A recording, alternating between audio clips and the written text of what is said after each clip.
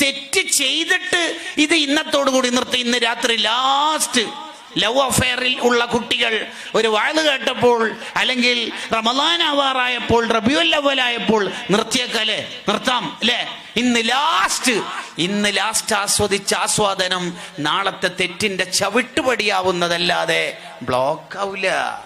എന്നിട്ട് ബൂസൂരി ഇമാം നമുക്ക് മനസ്സിലാവണ ഒരു ഉദാഹരണം പറയാം. ഇന്ന ത്വആമ യുഖവ്വി ശഹ്വതൻ നഹിമി.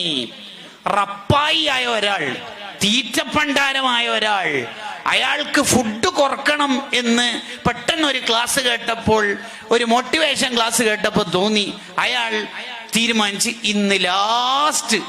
ഇന്നിപ്പോൾ 8 ഇഡ്ഡലി തിന്നാണ്, നാളെ അത് 9 ആവുന്നല്ലാതെ 7 പോകൂല.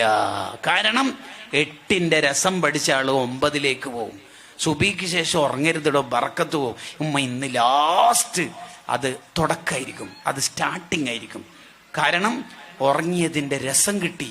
ഇനി നാളെ ആ രസം കൂടുന്നല്ലാതെ കുറയില്ല. തെറ്റ് നിർത്താൻ ലോകത്ത് ആരുമല്ല തീരുമാനിക്കേണ്ടത്, അവനവനാണ് തീരുമാനിക്കേണ്ടത്. വേറെ ആര് തീരുമാനിച്ചിട്ടും കാര്യമില്ല. അവനവൻ തീരുമാനിക്കണം ഞാൻ തെറ്റ് ചെയ്യൂല, അവനവൻ തീരുമാനിക്കണം.